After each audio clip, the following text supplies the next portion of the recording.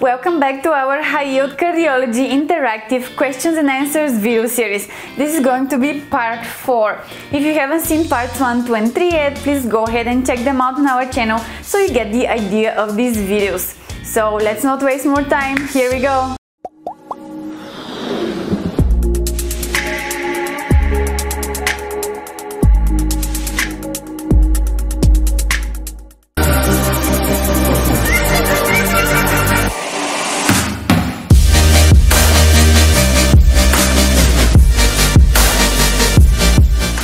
Question: what is the most common location for aortic aneurysm?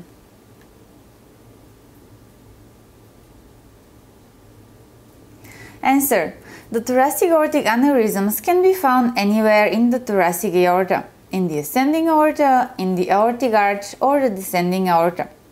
Most of the time they are asymptomatic and involve men more than women. And the same goes for the abdominal aneurysms. But here in the abdominal aneurysms we know what is the most common location, and yes, it is the infrarenal location, due to less elastin and collagen fibers in that area. Question: so let's think about the risk factors for aortic aneurysms. What do you think can cause this strong aortic wall to dilate?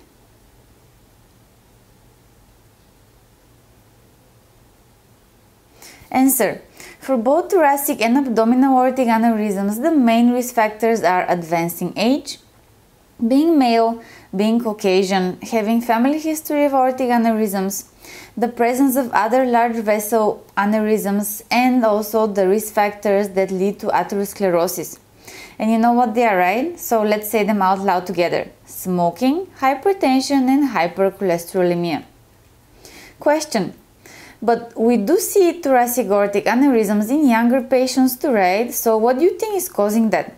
Let's think of some genetic conditions that predispose to the formation of thoracic aneurysms.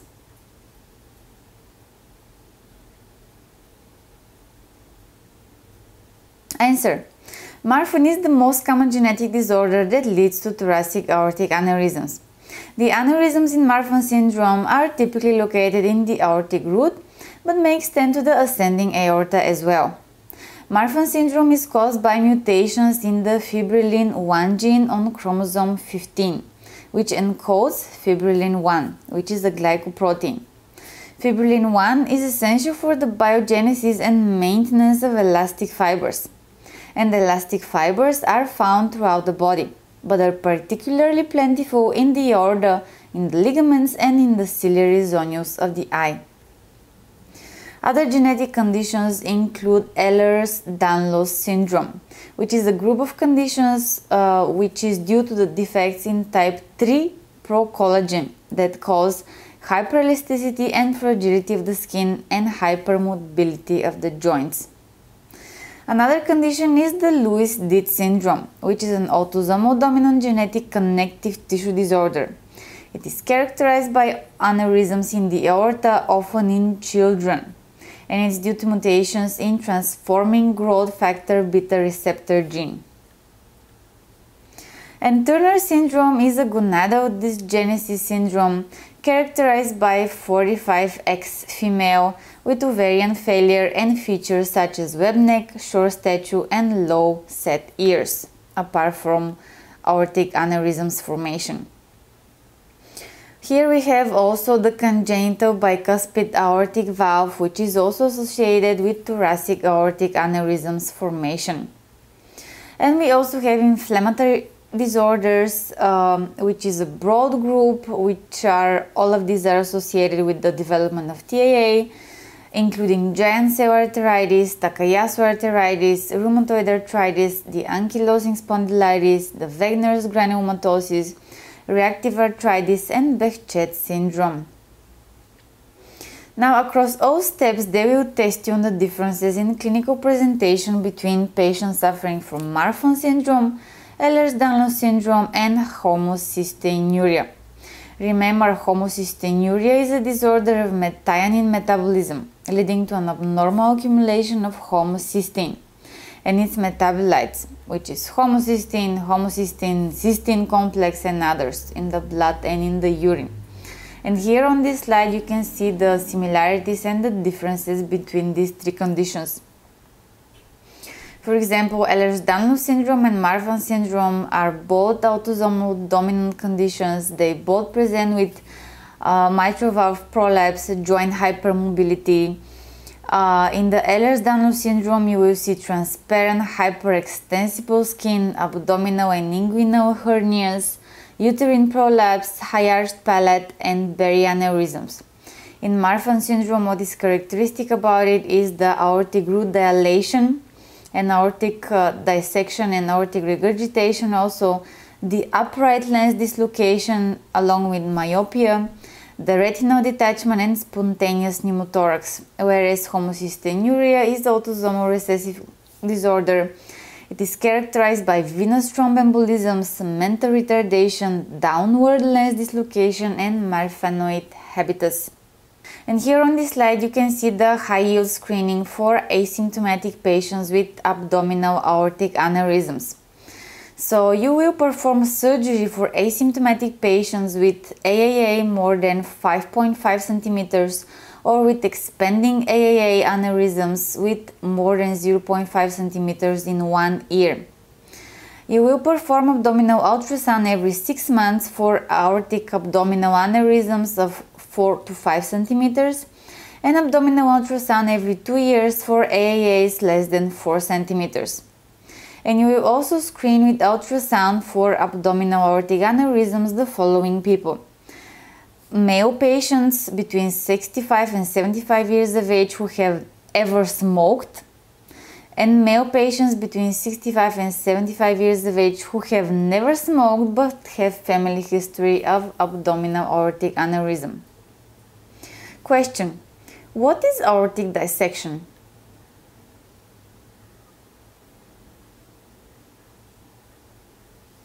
Answer: alright, so as we know, the aortic wall has 3 layers, right? The intima, the media, and the outermost is the adventitial layer. Now imagine we create a tear in the intima and let blood enter the media. What is going to happen? Well, this blood will start separating the 2 layers, creating new lumen. And the more blood enters, the bigger the lumen will get. And as this lumen expands, it can expand either into the ascending aorta or into the descending aorta. The ascending aortic dissections are almost twice as common as descending dissections. Now, depending on the direction of this false lumen expansion, we classify the aortic dissections with the help of the Stanford criteria into type A and type B. Type A involves the ascending aorta and may progress to involve the arch and the thoracoabdominal aorta, whereas type B involves the descending thoracic or thoracoabdominal aorta, distal to the left subclavian artery without involvement of the ascending aorta. Question: how do you diagnose aortic dissection?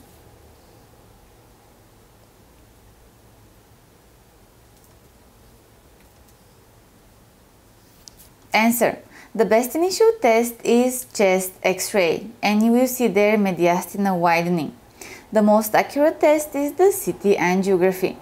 But in case your patient has CKD or he is allergic to contrast or any other contraindications to CT angiography, you can perform MRI or transesophageal echocardiography.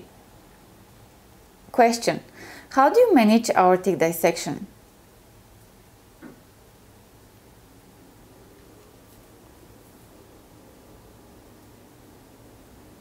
Answer: well, if the patient has type A aortic dissection, we have to send him straight to the surgery as the mortality in this type is very high.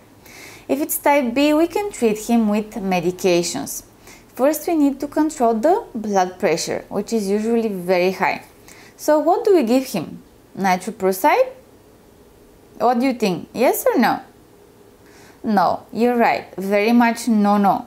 First you give them beta blockers and then nitroprusside. Because if you give them first nitroprusside, this drug being vasodilator will trigger the baroreceptor reflex and will result in reflex tachycardia, which will worsen the dissection. And you can treat a patient with type B dissection with surgery If the patient is in refractory to medical therapy, pain or hypertension, or the aneurysm is expanding rapidly, or has ruptured. Question: what is infectious endocarditis?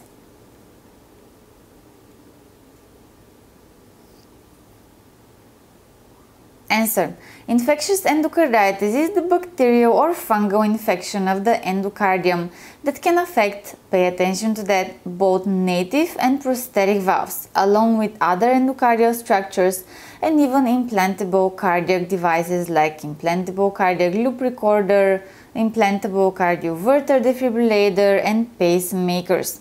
The endocardium here, as you can see in this slide, is a thin membrane that lines the inside of the chambers of the heart and forms the surface of the valves. Apart from endocardium, we have pericardium and myocardium. The pericardium has two layers. The outer one is the fibrous one and the inner one is the serous one.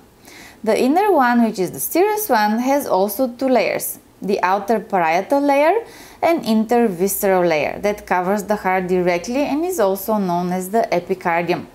And the myocardium is the muscular tissue responsible for the contraction of the heart. Question: what are the risk factors for infectious endocarditis?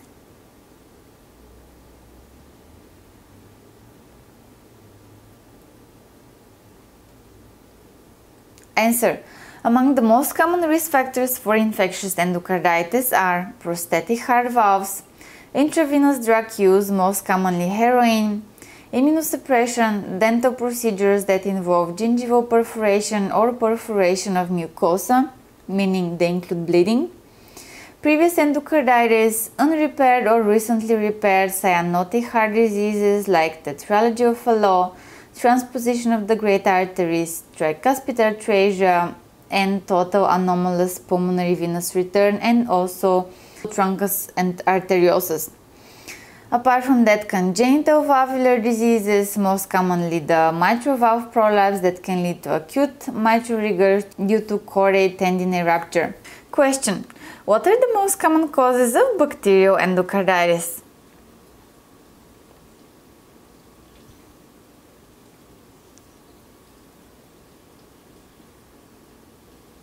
Answer: the most common cause of acute bacterial endocarditis in native valve patients who are undergoing dental and respiratory tract procedures involving mucosal bleeding is the viridans streptococci. In IV drug users and implantable cardiac devices and prosthetic valves, the most common cause of infectious acute bacterial endocarditis is the Staphylococcus aureus. And in patients with prosthetic valves, the most common cause of acute bacterial endocarditis is Staphylococcus epidermidis. And the Streptococcus galluliticus, which was formerly known as Streptococcus bovis, is the most common cause of infectious endocarditis in colon cancer patients and inflammatory bowel disease. Remember to always perform colonoscopy in these patients, and on the USMLE step exams they will ask you specifically for that. The most common cause of fungal infectious endocarditis are the Candida and Aspergillus. They are seen in patients with long-term indwelling catheters or immunosuppressed patients with AIDS or patients with organ transplant or who have malignancies. Question: what are the gram-positive microorganisms?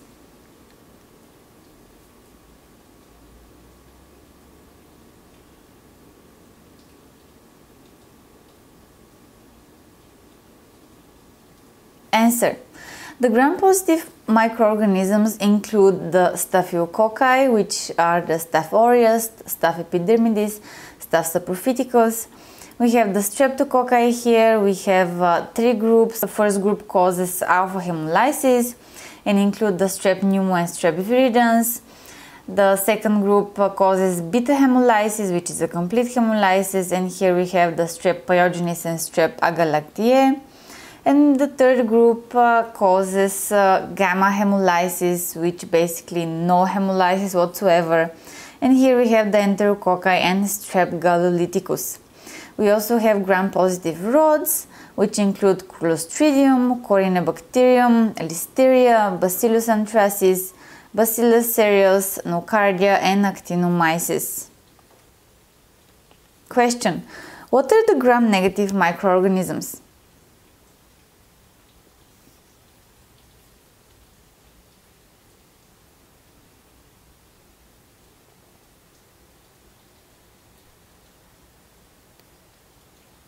Answer: the gram-negative microorganisms include the diplococci, the coccoid rods, and the rods. The diplococci are the Veillonella, Moraxella, Neisseria meningitidis, Neisseria gonorrhoeae. From the coccoid rods, we have the Haemophilus influenzae, the Pasteurella, Brucella, and Bordetella pertussis. And from the rods, we have the lactose fermenting Klebsiella, E. coli, Enterobacter, and Serratia. And the lactose non-fermenting rods are Shigella, Salmonella, Proteus, Pseudomonas, and H. pylori. Question: what are the clinical signs and symptoms of infectious endocarditis?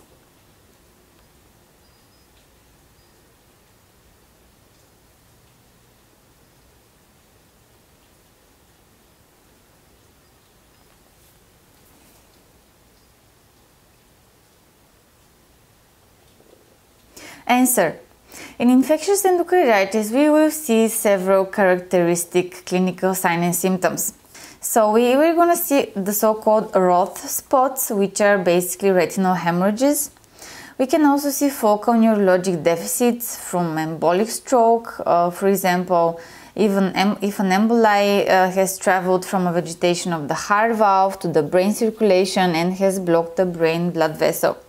And depending on the location of this blockage, you can observe different focal neurologic deficits like weakness in the left arm, the right leg, paresis, or plegias. You can also observe here fever defined as more than 38.3 Celsius or more than 101 Fahrenheit. You can also see AV blocks on EKG, which is suggestive of perivalvular abscesses. You can also hear mitral regurgitation murmur, which is, as you know, whole systolic murmur, which increases on expiration and also with increasing the afterload, for example, with hand grip. Apart from that, you can hear tricuspid regurgitation murmur, which is seen in IV drug users, which is also whole systolic murmur, but it increases on inspiration and with the Valsalva maneuver, which decreases the preload. Another clinical sign and symptom is septic lung emboli and also Osler nodes, which are painful raised nodules on fingers and toes pads. You can also see splinter hemorrhages, which are under the nails, and also Janeway lesions, which are hemorrhages caused by peripheral embolization observed on the hands and feet. You can also see splenomegaly, hematuria if the kidney is involved, and you can also have weight loss and fatigue here as well. Question: what is the treatment for acute rheumatic fever?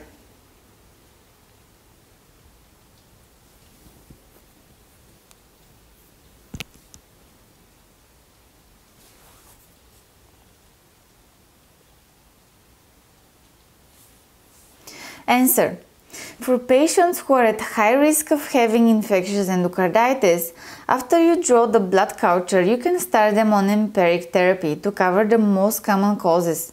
And these are all intravenous medications. Do not give them oral antibiotics.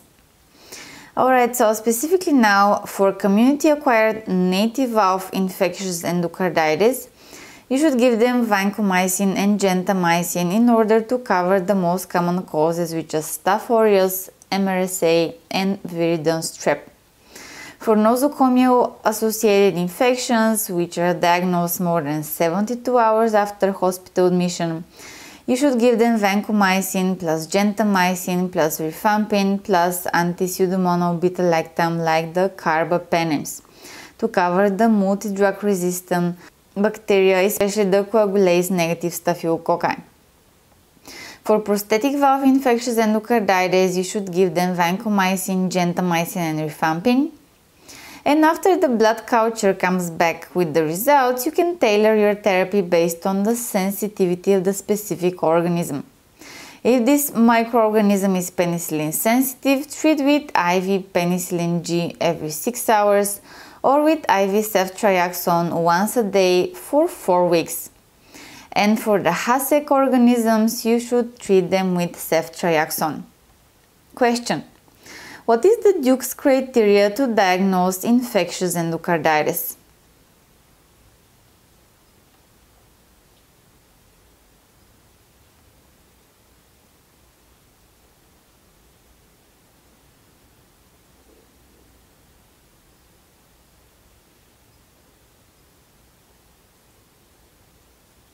Answer: luckily, here we have a specific criteria called the modified Duke's criteria to diagnose infectious endocarditis, so there is no confusion about it.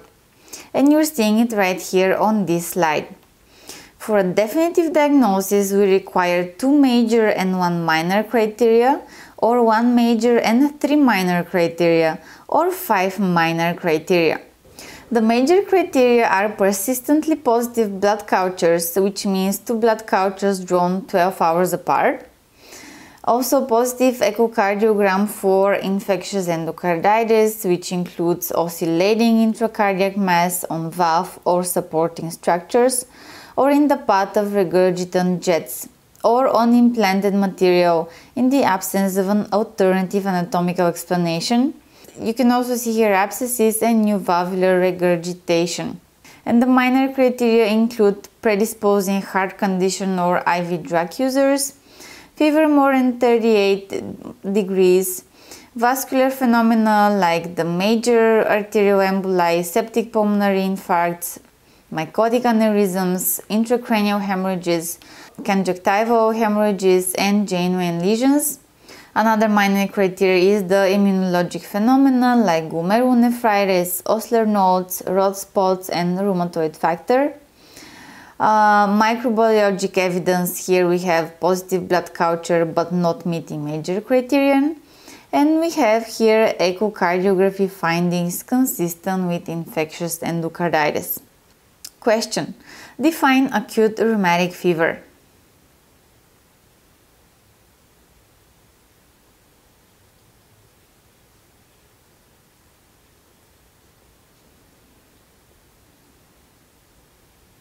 Answer: so acute rheumatic fever is actually an adverse effect of pharyngeal infection with group A beta hemolytic streptococci, the strep pyogenes. It occurs 2 to 3 weeks after the infection and occurs most commonly in children.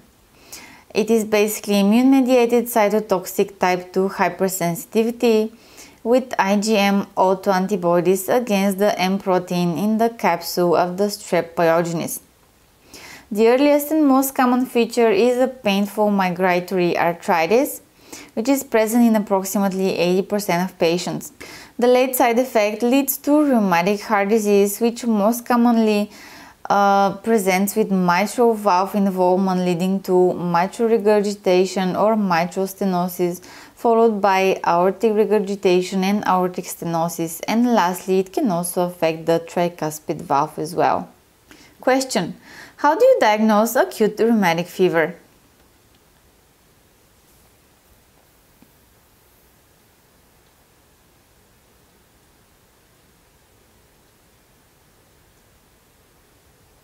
Answer: here on this slide you can see the revised Jones criteria for diagnosing acute rheumatic fever. You either need 2 major criteria or 1 major and 2 minor criteria. The major criteria include carditis, arthritis, which can be mono or polyarthritis or polyarthralgia, the Sydenham's chorea, the erythema marginatum, and the subcutaneous nodules. And the minor criteria include oligoarthralgia, fever equal more than 38.5 degrees Celsius, ESR more or equal than 60 millimeters, C-reactive protein equal or more than 3 milligrams per deciliter, and prolonged PR interval. Alright, so I hope you enjoyed this video and you were able to answer all of the questions. Please feel free to share the link to this video on your social media if you liked it. Also, don't forget to subscribe and hit the bell button to receive notifications if you're interested in more high-yield USMLE videos to come. Also, you can follow us on Instagram. This is the name of our official Instagram page, as I'm posting there daily high-yield USMLE notes that I guarantee 100% that you will see on your USMLE step exams. I'm not gonna waste your time with material that is not high-yield or not heavily tested. And I'm also posting there the slides from our videos, as we are still in the process of creating free PDFs from our videos. So until then, you can check out the slides there on the Instagram page. Thank you very much for watching again. Good luck with your studies and enjoy the journey. See you on the next video.